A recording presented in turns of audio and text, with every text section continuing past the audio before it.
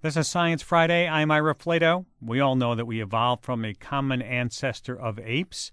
My next guest says that if you really want to understand how and why the human body works the way it does and it looks the way it does, you need to go all the way back to fish, and even worms and jellyfish.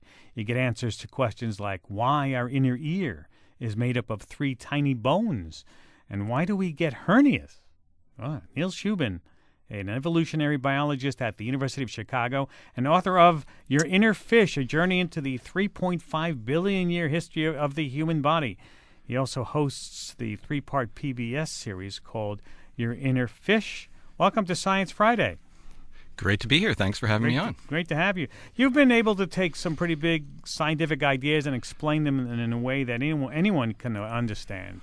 How do you approach writing and explaining these ideas? People always say, do you have a target audience you're looking at?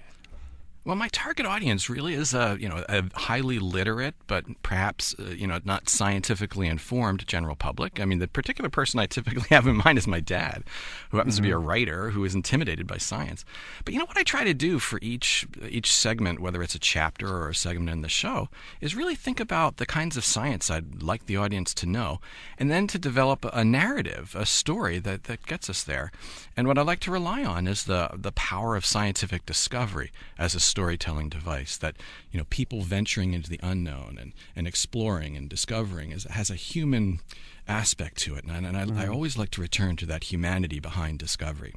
With the broadcast of your 3-part series, Your Inner Fish, and with Cosmos, and with the Big Bang Theory TV show, do you find there's sort of a new or rekindled interest in science among the public these days?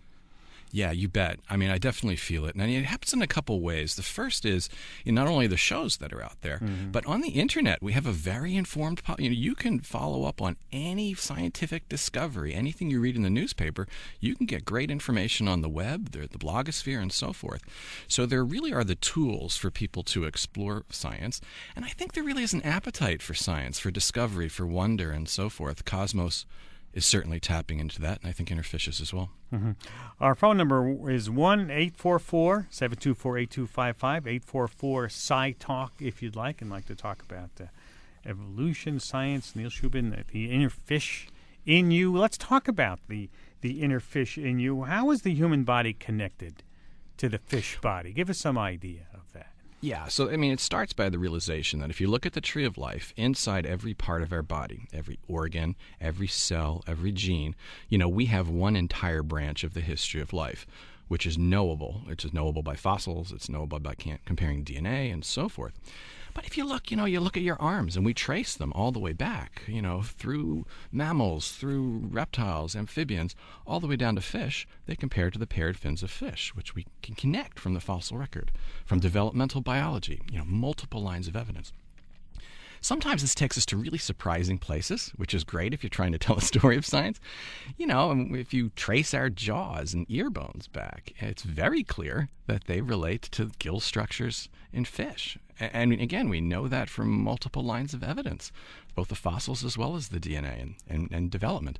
So many of the muscles and nerves and bones, that we're using to communicate right now, me talk and listen and so forth, are derived from gill bones in sharks and fish. And that seems so utterly strange.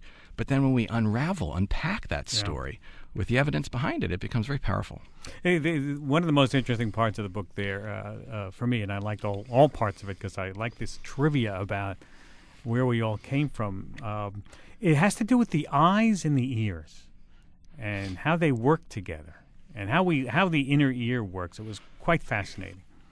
Yeah, it's one of my favorite parts. I used to teach the human anatomy course here at the University of Chicago, and I teach it at the undergraduate level now. And you think about just the basic mechanism by which we turn our heads and know ourselves in space, yet the eye is coordinated to where we are in space. As you move your head, your eye can remain fixed and gaze. And that's happening because of a communication between your brain and the muscles in your eye. And it's wonderfully complex, but it's also wonderfully ancient. And we can trace, the inner ear is indeed one of the most ancient parts of our body. The middle ear is a little less ancient, and the external ear, the flap that we can wiggle, some of us, is the most recent, shared with mammals. Mm-hmm. You also say that hiccuping is linked to our connection to tadpoles. That seems not much of a stretch. Yeah, well, there's a paper that appeared in the scientific literature in the journal Bioessays in 2003 that contained this hypothesis with a lot of data to support it. And basically what they said is that, when you hiccup, that hic, right, is a sharp inspiration and then a closure of your glottis and your epiglottis. So that's what causes the hic. Well, that comes about through a complex but stereotyped pattern of activity of nerves and muscles of our pharynx and of the back of our throat and our chest and so forth. Mm-hmm. What drives that is in our central nervous system, a central pattern generator. It turns out that central pattern generator is also seen in other critters, and it's part of the normal breathing of tadpoles that have both lungs and gills, but use a version of a hiccup to push the water across their gills and not enter their lungs. Mm-hmm. You have a very interesting explanation of what goes on inside our bodies when we drink alcohol too much, and what happens. Why I never understood it. And you write very well about why we get dizzy and drunk and have a hangover. Give us a brief description of what's going on there.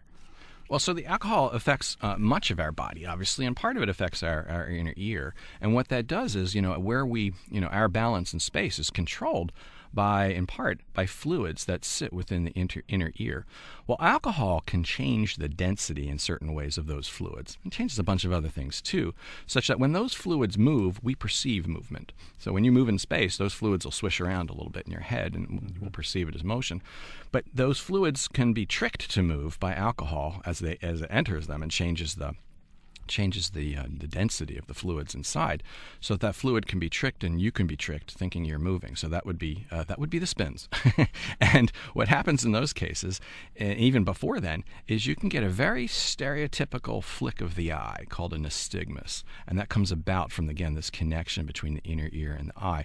And that's actually in many states part of the alcohol test that's given by the side of the roads, that when you see a state trooper shining a light in somebody's eye, they're looking for this nystagmus, which comes about from the brain thinking you're moving when you're really not, and it's causing your eyes to flicker. Mm-hmm. And you also say you give a reason for what happens when you have a hangover. Your liver is doing something and your body's doing something else. Well, the liver's really sort of metabolizing the alcohol, but of course there's so many byproducts of that alcohol that are now produced, that are swirling through your body. But moreover, your inner ear is still recovering, so you can still suffer from those balance issues. Do we take anything with us from sharks? They're very old. What parts of our bodies? You name it. So obviously the cartilages that our body forms in are derived from sharks. But if you look at the complex tangle of nerves in our head, these are the so-called cranial nerves. If you look in a human head, they are amazingly complicated. There are 12 of them. They wrap around each other. They go to all our different tissues in our heads. It turns out if you really want to understand the basic architecture of our cranial nerves, indeed the structure of our brain, go to sharks. I found that very useful when I was teaching human anatomy. Really? Because it has these cranial nerves as well, but they're in a much simpler state. You can see it in a raw or pure, even indeed simpler state. Likewise, the way they exit the brain is much simpler too. So, the basic wiring and the plumbing inside our heads, you can see it in a much simpler form in a shark. What about the connection to hernias, though? Yeah, the connection to hernias is one of my favorites. I happen to know it very well, unfortunately. So if you look at what happens during development in a shark or a fish, the gonads actually begin high up, actually close to the heart, above the kidneys. And then they sit there, right?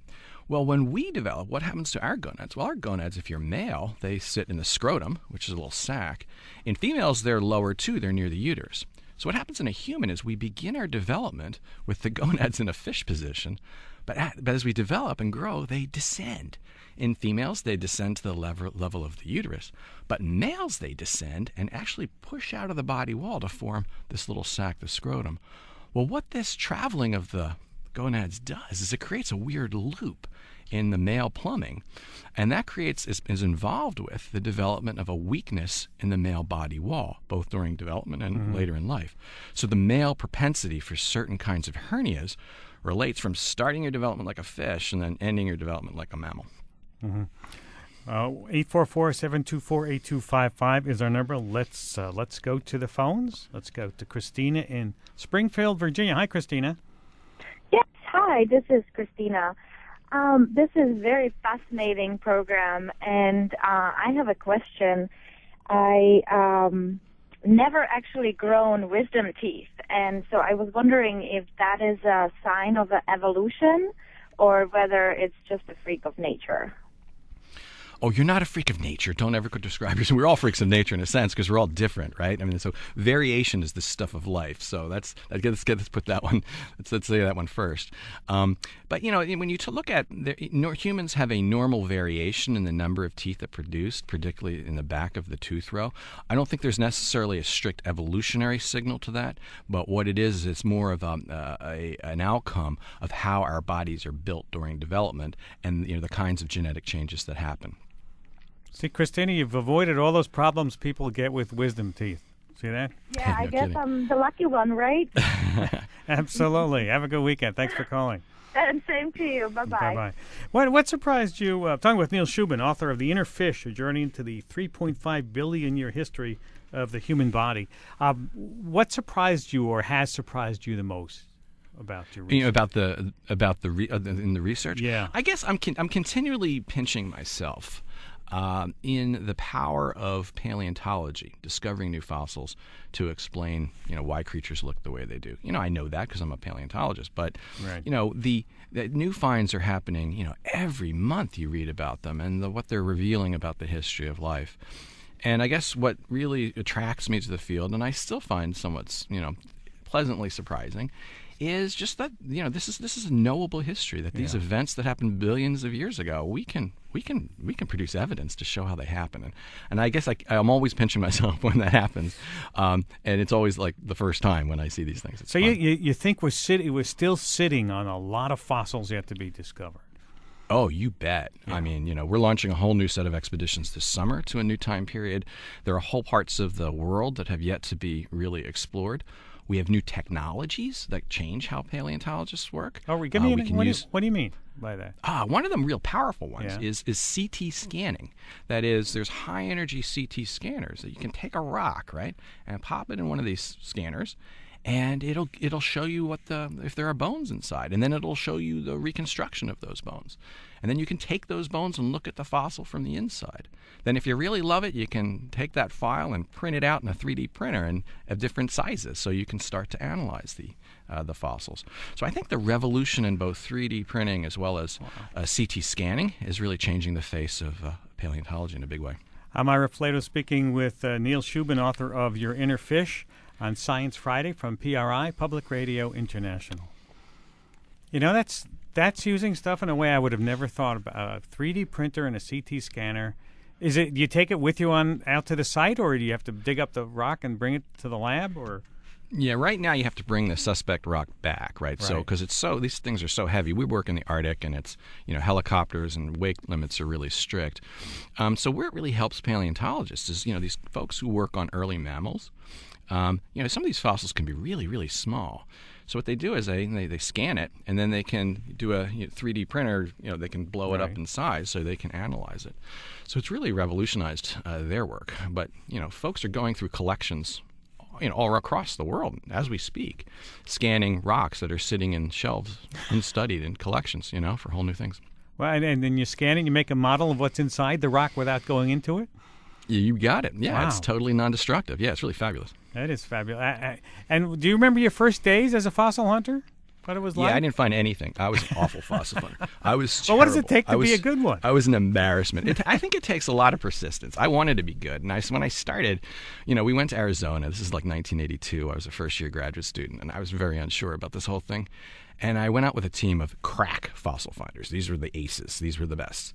And, we were looking for small fossils, and I'd be walking with them, and they'd be just picking up bags and bags of fossils, and I'd be sitting there looking at them with this blank look in my eyes.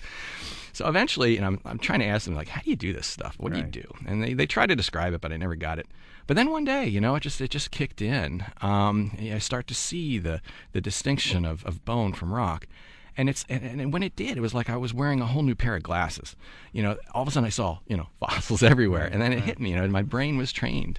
And so I go through that experience all the time now when I go to new places, but I just kind of have faith that it'll kick in at some point. You talk about finding fossils that are the size of a grain of dust. I mean, like a period on the page.